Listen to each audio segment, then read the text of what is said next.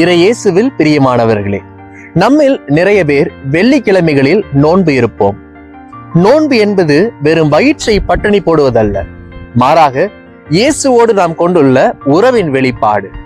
கத்தோலிக்க திரு அவையின் மறைக்கல்வி எண் 1438 விளக்குவது போல, இந்த தவக்காலத்தின் 40 நாட்கள் பாடுபட்ட இயேசுவோடு நாம் இணைந்து பயணிக்கவும் நமது பாவங்களுக்கு பரிகாரமாகவும் ஒதுக்கப்பட்டுள்ளன.